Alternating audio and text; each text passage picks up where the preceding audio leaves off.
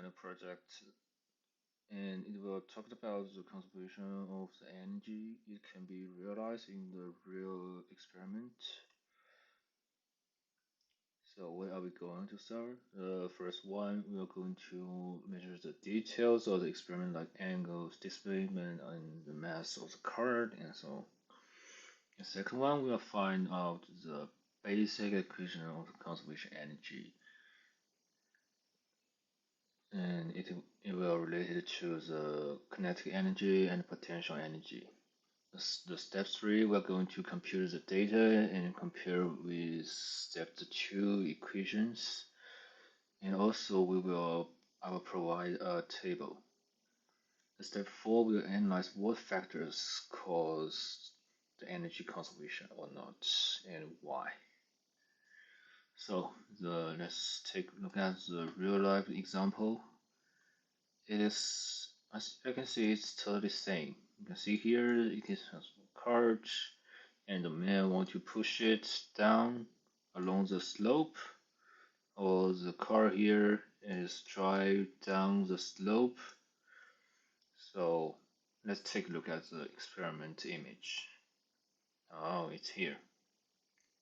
You can see it's a car here, and we will push it down along the slope,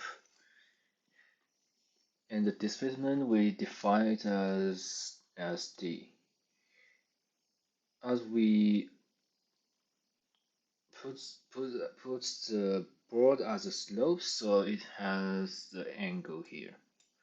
Angle here is theta, and also we need to know about the mass and the height above the slope.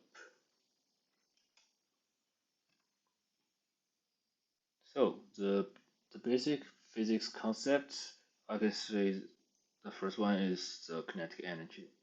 It is not too hard.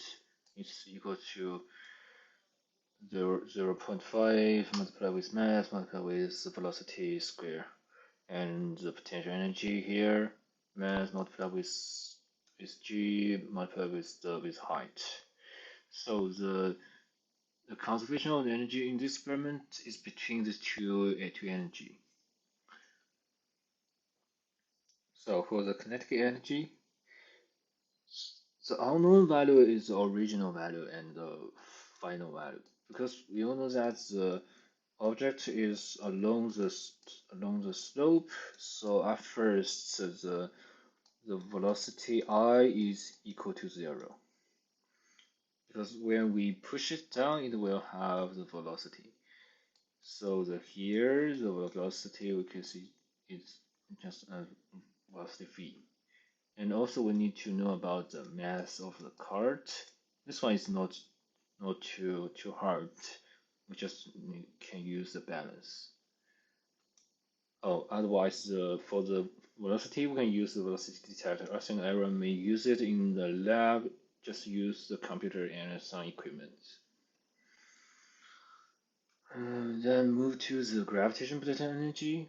The unknown value here is the height above the ground. We all know that the slope here it has the height. The height is here. Otherwise, we also use displacement when the car pushes down the slope.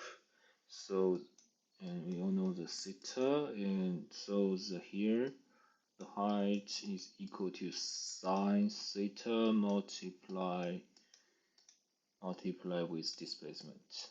Then we can multiply with m, multiply with g to get the gravitational potential energy. And also I give the experimental table. I put it on the two different material, put it on the board and put it on the tower, and set the height. You can see that the height set the same height from the kinetic energy and the gravitational potential energy at the two. You can see that here. they are not equal. Whatever is on the different materials of along the slope, it are not equal. So it means it have other energy. So when I take a look at the two material I use, the first one we can see it's board.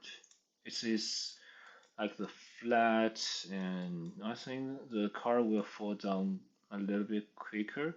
For the tower, it is on the upside way. So I think maybe the the force here, maybe the friction. So I search online and find out it has the friction coefficient here. You can see that the dry seal road and wet seal road, they have the different friction coefficient. So for the board and the tower, they also have the different friction coefficients. So in this experiment, we can see that the kinetic energy multiplied with friction is equal to the gravitation potential energy.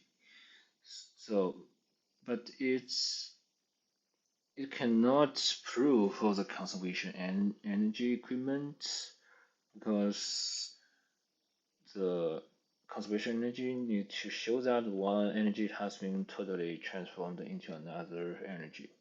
So if we want to use this experiment to prove, we can see that if the one friction one if the friction if the board or the slope is the frictionless, the kinetic energy will all transform. The gravitation energy will all transform into kinetic energy. So that's how we realize the conservation energy in this experiment. And thanks for your viewing.